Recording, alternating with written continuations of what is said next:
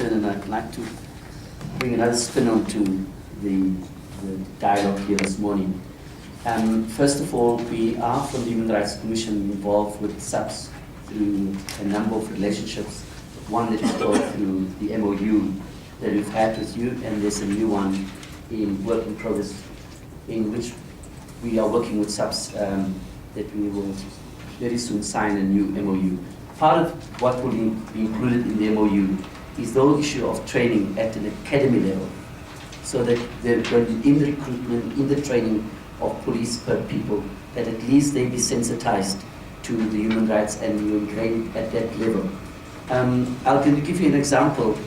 Earlier this year there was a violation at the mosque in Simonstown, and when it was reported to the police could not see there was a violation of a right, of religious right, and did not bother to cordon off the area or to make anything so as to declare the crime scene, because in the light of that policeman, that wasn't a crime scene. It was just somebody that put a piece of the animal into a mosque. So I think we need to sensitize and train from the very beginning as they enter into the service, for them to understand, so that in the execution of their duties, they understand fully how the human rights and the rights of people, what they're working with.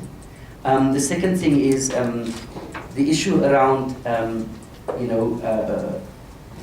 whose interests do the police serve? And whose interests do they serve in that community? I'll give you an example in Marydale, now recently in the Northern Cape. A farmer called the police to remove about 40 people from his farm, and they were then declared illegals.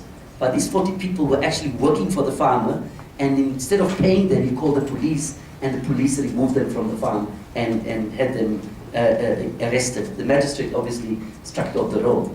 But those are the kind of things. Whose interests do they really serve? Do they serve the people's interests, or do they serve other people's interests?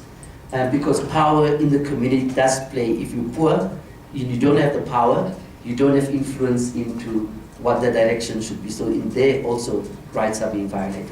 If you then take also what the Honorable Buchman said about the message from top, just a recent example, 2 weeks ago in Creighton, when the people marched, and there was and eventually they were put out of the town, which was right. The police did the right thing by protecting lives and property, but the policemen were shouting, "Ons kan nou skiet, ons gele donders nou skiet." You see, misinterpretation from a word from top, where they now think they can just shoot at people. So, and again, the words that they use with people and the way they see people, it's not an interactive, it's just, they call them all sorts of names and swear at people and so on. So again, it's how do they relate to people? In the same area, the influence again of people. They've arrested 10 people, they're carried in prison. They have now opposed bail because some people in the town don't want to see these people. And again, whose interests do they serve?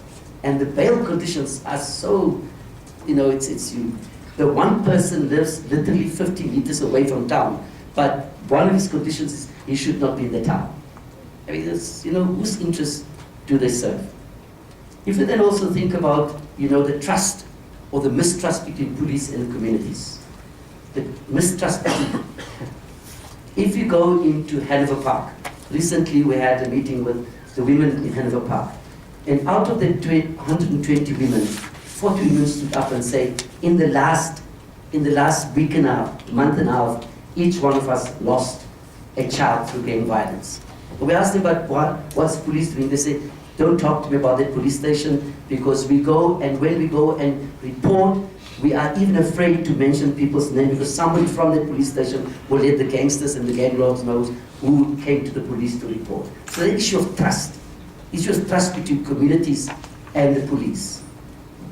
If you then take also Helen Vale in Port Elizabeth, where we're going to have a dialogue, even in Helen Vale, how the trust between the police and the community.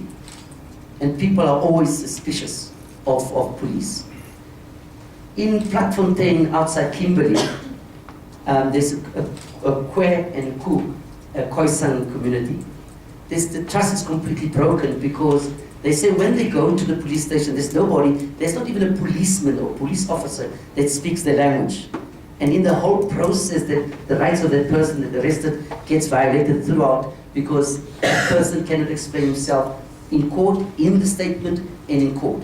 So the trust, again, is an issue for us. So if you look at all of those things and we say, how do we can have all the laws, all the oversight, but how do we better the relationship between the police and the community? And again, yes, let the police forum get out and have a civilian oversight, but a civilian oversight, because you say, yeah, because there's a chommy, buddy. In the end, the real thing doesn't happen, and people's rights continue to be violated. I think so. We welcome these initiatives, and as we've done as the Human Rights Commission, to go into the areas and to create no-blame zones between communities and the police, and start the conversation around violence that's affecting our communities. So in our role as the Human Rights Commission is not only to take up the complaints and follow it up, but also to be proactive in promoting a better relationship between the communities and the police, because in that sense, we'll gain more trust from the community towards the police in order for them to continue to do their work. Thank you, ladies and gentlemen.